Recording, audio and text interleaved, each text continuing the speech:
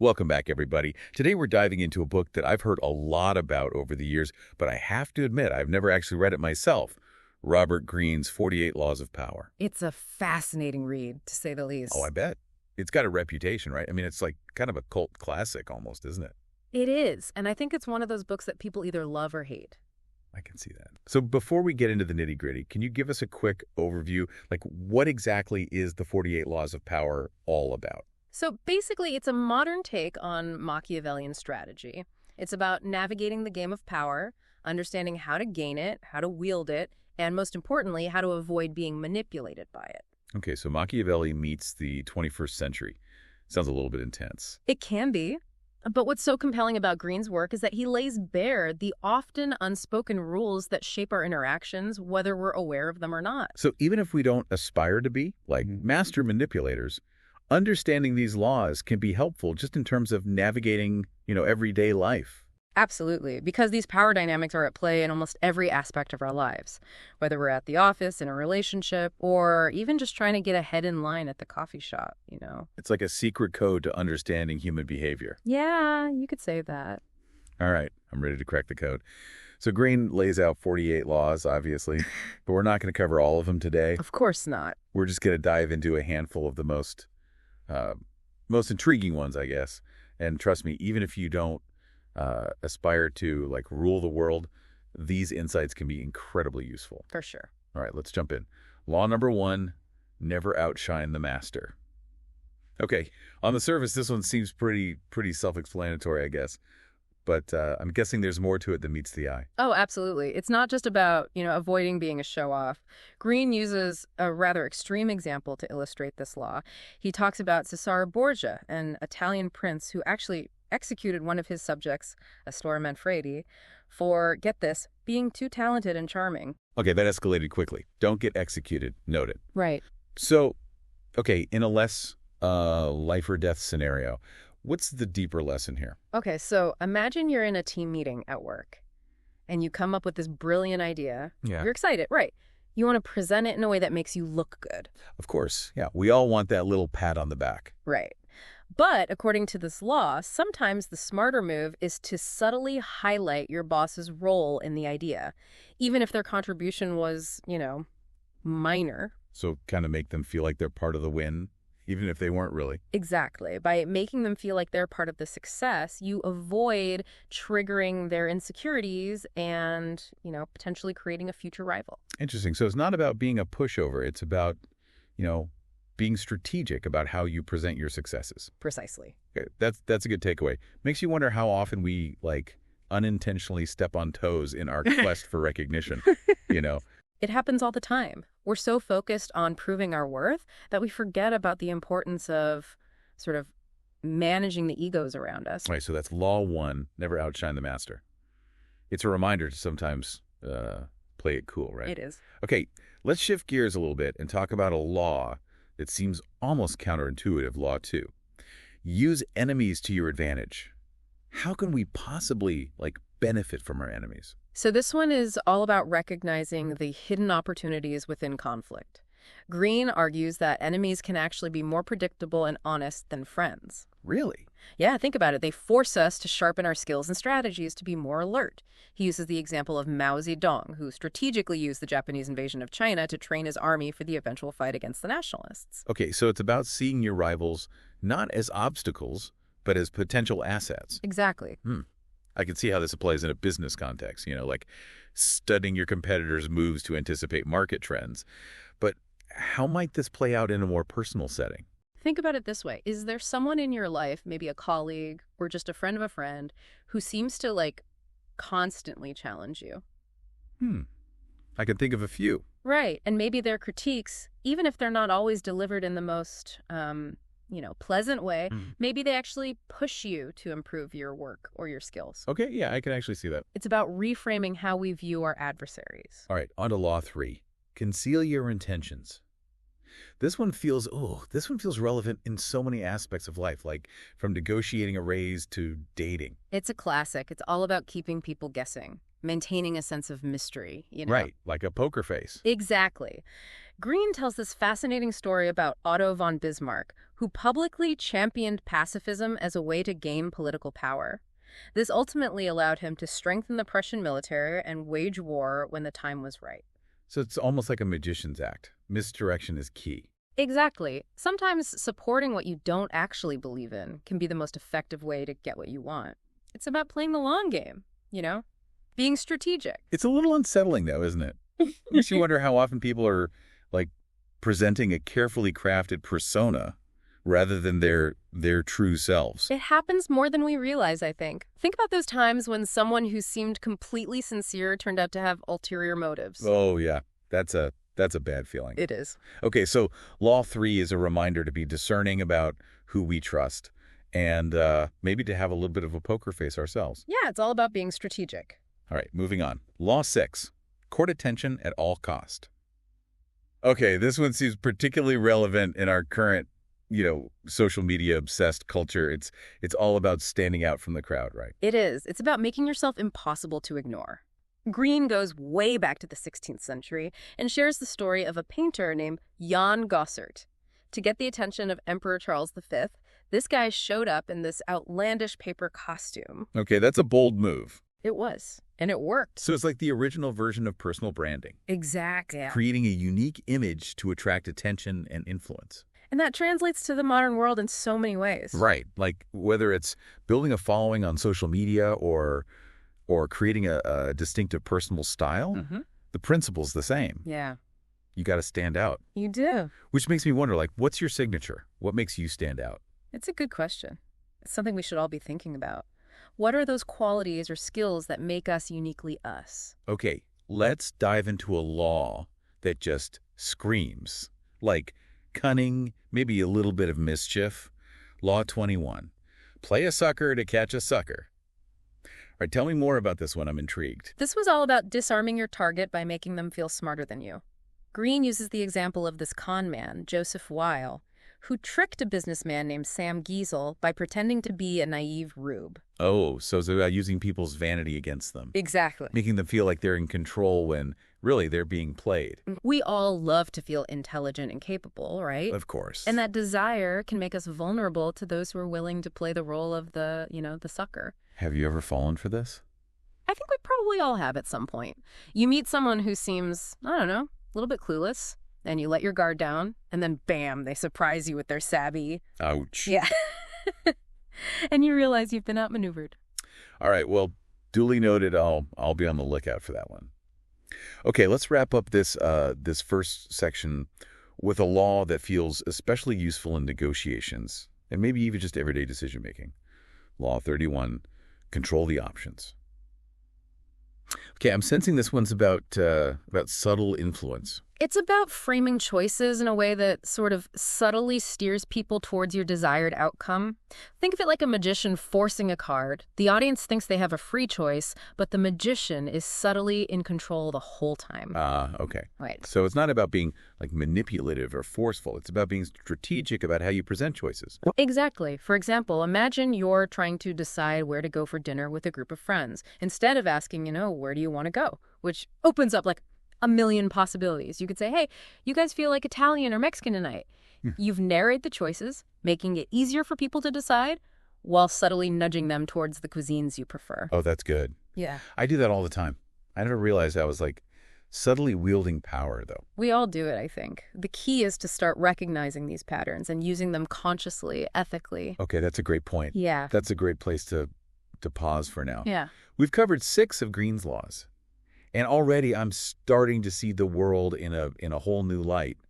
Who knew there were so many power dynamics at play in everyday life? It's all about becoming aware of those dynamics so we can make more informed choices. Exactly. Yeah. It's like we've been handed this secret playbook for decoding human behavior. That's a great way to put it.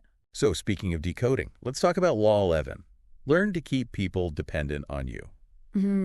Okay, this one sounds like a power move that every aspiring leader, should master. It's not so much about control, but about cultivating indispensability, I would say. Yeah. Becoming so valuable that people rely on you. Okay, so being the go-to person. Exactly. The one with the unique skills and knowledge that nobody else has. Like the office guru who everyone goes to for, like, tech help. Exactly.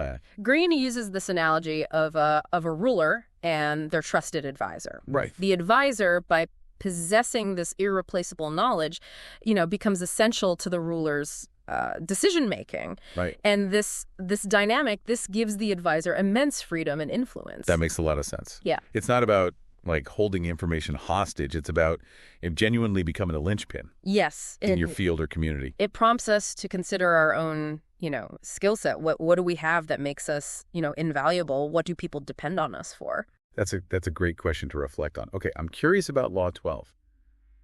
Use selective honesty and generosity to disarm your victim. Okay, the wording seems a bit harsh, I guess, but I get the general concept. Yeah, Greene can be a little bit dramatic in his language. Right. But, the term victim might sound a bit strong. But remember, he's analyzing power dynamics in a very, very raw way. Right. His point is that a single act of honesty or generosity can create this powerful smokescreen, basically. Okay. Concealing, less scrupulous actions. So it's like strategically using honesty as a way to gain someone's trust and then potentially, using that trust to your advantage. Yeah, I mean, you could see it that way. He tells a story about Victor Lustig, this con man who famously conned Al Capone. Oh, wow. By appearing incredibly honest and upfront. Wow. That's a bold move. It is. It's like the Trojan horse of social strategies. It plays on our inherent, inclination to trust those who appear genuine, and giving. Right. Makes you wonder how many, like, seemingly sincere acts are actually, like, carefully calculated ploys, Right. Okay, moving on to a law that feels both, like, wise and a bit paranoid. Use spies to gather valuable information. Okay, does this mean we should all, like, start hiring private investigators? No, not necessarily. I mean, this law is more about the importance of staying informed. Okay. Anticipating your opponent's moves. Okay. Knowledge is power, right? Right. And gathering information, even through seemingly innocuous means, is crucial. So it's not just about having, like, spies in the traditional sense, but about being observant. Exactly. Collecting information from various sources, like paying attention to, industry news, or even just, like, listening to, the gossip at the water cooler. Exactly. It can be as simple as that. He gives the example of this art dealer, Joseph Duveen, who was known for gathering information about his wealthy clients' tastes and habits, Oh, okay. And this allowed him to anticipate their desires and stay ahead of his competitors. It's like market research, but for the game of power. Exactly. Makes me think about, like, the ways we all gather information in our daily lives. Are we all spies, in a way? I mean, we're constantly absorbing information, right? Yes. Using it to navigate our world. It's about how we choose to use that information. Right. Okay, speaking of using information, Law 18, isolate yourself from your enemy. This one takes this concept to a whole new level. It does. This one sounds like it's, like, straight out of The Art of War or something. Yeah, it's about strategic isolation. Okay. Greene argues that isolating your opponent both physically and psychologically is key to weakening their power. So it's about cutting off their support system. Yes. Making them feel alone and vulnerable. Yeah, like in a chess game, when you isolate the king. Right. He uses the example of the Chinese emperor who kept his astrologers isolated, in order to maintain control over him. It sounds almost cruel. Yep. But I guess in a high stakes power struggle, every move counts. It can be a powerful tactic, but one that should be used with caution. Ethics and empathy should guide our actions. Absolutely. Okay, let's talk about a law that I think we've all been guilty of breaking at some point. Do not offend the wrong person. Ah, yes. This one's all about, choosing your battles wisely. Greene's point is that, not everyone reacts to offense the same way. Some people are, quick to forgive while others hold, grudges forever. Right. So it's about knowing your audience. Exactly. And understanding, the potential consequences of your actions. He uses the example of Genghis Khan, who was known for his ruthlessness and, tendency to overreact to even the slightest insult. Oh, yeah. So I definitely wouldn't want to get on his bad side. Oh. It seems like a simple concept, But we often forget how much our words and actions can impact others. It's a reminder that we should, never underestimate our opponents Oh. or take their patience for granted. Yeah. Sometimes a seemingly harmless, offense can have devastating consequences. Yeah. It's a good reminder to think before we speak, Absolutely. especially when it comes to, potentially sensitive situations. Diplomacy and tact are, invaluable tools in the game of power. Yeah. Okay, on to Law 20, do not commit to anyone. This one feels especially relevant in our current political climate where alliances just seem to shift constantly. It's a timeless principle, really. Right.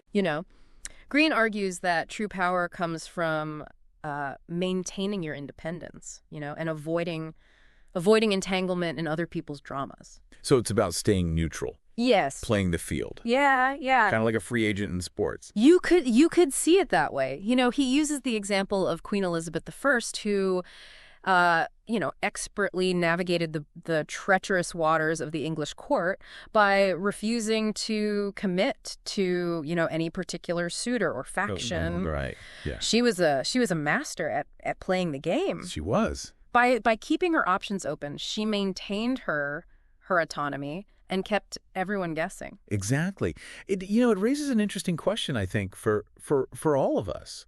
Yeah. Are there areas in our own lives where we might benefit from a little more detachment? That's a good point. Are there commitments that are actually draining our power? Yeah, it's definitely something to think about. We often feel pressured to, take sides or align ourselves with certain groups, but maybe true power comes from, maintaining a sense of independence. It's a delicate balance, right? Right. Sometimes strategic alliances are necessary, but it's crucial to evaluate whether those alliances are truly serving your interests or holding you back. Okay, on to Law 22, which feels like it takes a certain amount of cunning to pull off. Yeah. Use the surrender tactic. Transform weakness into power. I'm not sure I understand this one. How can surrendering be like a power move? Right. It's about recognizing that sometimes yielding, can be more strategic than fighting. Okay. It's about using your opponent's strength against them. So it's about playing the long game. Yes. And waiting for the right moment to strike, like a martial artist redirecting their opponent's force. Exactly. He uses the example of Haile Selassie, the Ethiopian emperor, who used this tactic of strategic surrender to outmaneuver his opponent, Ras Gugsa. Wow, Yeah. that's fascinating. I never thought of surrender as a power move before. Right. It can be if used correctly. Right. It's about choosing your battles and knowing when to yield in order to ultimately gain the upper hand. Okay. Next up is Law 30. Make your accomplishments seem effortless. This one sounds like it's all about appearances. It is. Greene argues that true power is about making things look easy, even if they're not. He compares it to the artistry of a magician who conceals the hard work and practice behind their seemingly effortless illusions. Right. So it's about projecting an aura of confidence and competence, like those people who just seem to glide through life with ease, while the rest of us are scrambling to keep up. Exactly. Yeah. He uses the example of Harry Houdini, who was, a master of making his daring escapes look effortless, even though they required immense skill and planning. It's like the saying, fake it till you make it, but with a Machiavellian twist. Right. It's about presenting yourself, in the best possible light. After all, who wants to, follow a leader who appears to be struggling? Right. It makes you think about the ways we all try to present ourselves to the world, Yeah. Are we all performing to some degree? We all craft our own narratives, I think, and Mhm. project certain images. The question is, are we doing it consciously and strategically? Okay. Law 31. Control the options. Get others to play with the cards you deal. Okay. This sounds like it's all about manipulation. It is about influence, certainly. Right. The idea is that by limiting the choices available to others, you can subtly steer them, towards the outcome that you desire. So it's about being a master puppeteer, Oh. pulling the strings, making people dance to your tune. It can be seen that way, but it's not always about, overt manipulation. Sometimes it's about framing choices, in a way that makes your desired outcome seem like the most appealing option. Right. Okay. Right. It's like the classic sales tactic of presenting a limited time offer Right. creates that sense of urgency, makes the customer feel like they're getting a special deal. Exactly. It's Yeah. about understanding, the psychology of decision making Right. and using it to your advantage. So it's not necessarily about being deceitful, but about being persuasive. Persuasion is a key element of influence. Right. It's about presenting your ideas, in a way that resonates with others Yeah. and motivates them to act in alignment with your goals. Okay. Law 32, play to people's fantasies. This sounds like it's like straight out of Hollywood or something. This one is all about understanding the power of illusion Okay. and tapping into people's, deepest desires. So it's about giving people what they want, Mhm. even if it's not real, like creating a sense of escapism or wish fulfillment. In a sense, yeah. Greene argues that people are more likely to follow someone who offers them an escape from reality, a chance to believe in something bigger than themselves. It's like the entire like self-help industry or any successful marketing campaign for that matter. Right. Yeah. Right. It's all about selling a dream. It's about understanding, the human need for hope and inspiration and using it to connect with others. Right. This is really making me think about like the motivations behind so many human interactions. That's the beauty of these laws, I think. They offer a framework for understanding human behavior Right. and the dynamics of power. Okay. Last one for this section, Law 33. Discover each man's thumbscrew. Okay, this one sounds a bit ominous. It can be, but it's also about, understanding human nature. Greene's point is that everyone has a weakness, an insecurity, a secret pleasure. So it's about finding that weak spot Yeah. and using it to your advantage. It can be used that way, Right. but it's not always about, exploiting people. Sometimes it's about, understanding their motivations and using that knowledge to persuade or influence them. It makes me think of all those like psychological thrillers, Yeah. where the villain figures out the hero's weakness Right. and uses it against them. It's a classic plot device Right. for a reason. It taps into our primal fear of being, exposed and manipulated. Right. It makes you wonder, what's your thumbscrew? What are your hidden vulnerabilities? Okay, that's officially terrifying. Right. But also incredibly, incredibly fascinating. Yeah. It is. It's kind of unsettling to think about, Yeah. But I guess self-awareness is key That's the for protecting ourselves from being manipulated. knowing your own weaknesses Right. allows you to safeguard them. Right. Yeah. Okay, let's move on to a more empowering law 34. Be royal in your own fashion act, like a king, to be treated like one. This one seems to be all about confidence and self-belief. It is. It's Greene argues that people often treat you the way you treat yourself. Okay. If you project an aura of confidence and authority, Right. others will respond accordingly. So it's not about being like arrogant. It's about carrying yourself with a certain level of self-assuredness. Exactly. Precisely. He uses the example of Christopher Columbus, Okay. who convinced King Ferdinand and Queen Isabella to fund his voyage, Right. even though he lacked experience and concrete proof. Mm-hmm. Yeah, it's like he willed his destiny into existence through sheer force of personality. Exactly. It speaks to the power of self-belief. Right. And the impact of projecting an image of competence and leadership. Okay. Law 43. Work on the hearts and minds of others. This sounds like it's straight out of a political campaign. Yeah. Is this about like winning people over through emotional appeals? It's about understanding that true power isn't just about, force or coercion. Right.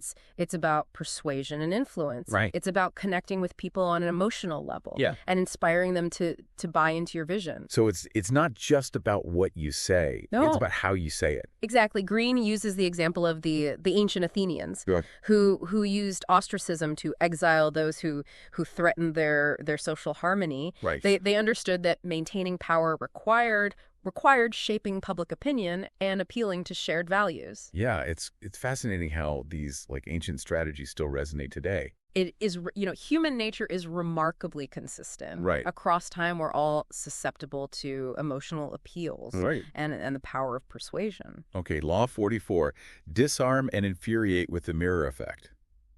This sounds like a tactic straight out of a spy movie or something. It's a psychological technique Okay. that involves mirroring your opponent's behavior Okay. to disarm them and throw them off balance. So it's about like reflecting their actions back at them. Yes. To make them overreact. Precisely imagine someone is being, aggressive and confrontational. Yeah. Instead of matching their energy, you respond with calmness and composure. Right. This can often disarm them and make them question their own approach. It's like a psychological form of judo. Yes. Using their momentum against them. Exactly. Right. It's a subtle but powerful technique for Yeah. diffusing tension and gaining the upper hand. Okay, Law 45. Preach the need for change, but never reform too much at once. This feels very relevant to our current times where rapid change can feel overwhelming. It emphasizes the importance of gradual change. Okay. People are naturally resistant to radical shifts, Yeah. especially when it comes to their core beliefs and habits. Right. It's about meeting people where they are. Yes. And introducing change incrementally. Exactly. Greene uses the example of Mao Zedong, Okay. who skillfully blended the imagery and symbolism of China's past Right. with his communist agenda. Okay. He understood that people are more receptive to change when it feels, familiar and Right. connected to their existing values. That's a brilliant strategy. Yeah. It's about repackaging the new in a way that feels familiar and appealing. It's about respecting people's need for continuity, Right. while still guiding them towards progress. Okay, on to Law 46. Never appear too perfect. Mm, This one seems counterintuitive. it does. Aren't we supposed to strive for perfection? We are. We're often taught to value flawlessness, Right. but Greene argues that appearing too perfect can actually trigger envy and resentment in others. So it's about showing a little vulnerability. Yes. To make yourself more relatable and approachable. Exactly. He uses the tragic example of playwright Joe Orton, Okay. whose success and seemingly perfect life Right. led to his murder by his envious lover. Wow. So, It's a reminder that even success has its downsides. Yes. And that being relatable Yeah. is an important aspect of connecting with others. it highlights the importance of staying humble and grounded, Right. even when you achieve great things. Okay, on to the penultimate law, Law 47. Do not go past the mark you aimed for. In victory, learn when to stop. This one sounds like it's all about self-control and knowing when to walk away. It is. Greene argues that victory can be intoxicating, Right. and that it's easy to get carried away and overreach. So it's about recognizing when you've achieved your goals. Yes. And not pushing your luck. Precisely. He uses the example of Cyrus the Great, Okay. whose insatiable ambition Right. ultimately led to his downfall. It's a classic tale of hubris. It is. It's like that saying, quit while you're ahead. Exactly. It's a reminder to stay focused on your goals. Right. And not let success, go to your head. All right, the final law, Law 48. Assume formlessness. This one sounds almost mystical. What does it mean to be formless? This law is about adaptability and fluidity. Okay. Greene argues that true power lies in being able to adapt to any situation, Yeah. like water flowing around obstacles. So it's about being flexible Yes. and responsive to change. Exactly. He uses the example of the Spartans, Okay. whose rigid military structure ultimately led to their decline. It's a reminder that even the most powerful empires can crumble Yes. if they fail to adapt Yeah. to changing circumstances. It's about staying agile, open-minded, and willing to embrace the unexpected. Wow, what an incredible journey. It has been. through the 48 laws of power. Yeah. We've covered so much ground, We have. from strategic self-presentation Right. to the importance of adaptability. Yeah. It's clear that this book is more than just a guide to manipulation. It is. It's a profound exploration of human nature. It is. And the dynamics of power. And while we may not, agree with all of Greene's principles, Right. there's no doubt that understanding these laws Right. can give us valuable insights into the subtle, often unspoken rules Right. that govern our interaction. Absolutely. So what does this all mean for you, dear listener? Greene argues that most people playing the power game don't even realize they're doing it. So the question is, are you a conscious player, or are you being played? That's a great question. That's something to ponder as you navigate, Yeah. your own personal and professional landscapes. Indeed, the more aware we are Right. of these dynamics, the better equipped we are to make conscious and informed choices. It's a wrap on our deep dive into Robert Greene's 48 Laws of Power. We hope you enjoyed the exploration, and that you'll join us again for our next adventure into the world of fascinating and thought-provoking ideas. Yeah. Until then, stay curious, stay informed, and most importantly, stay empowered.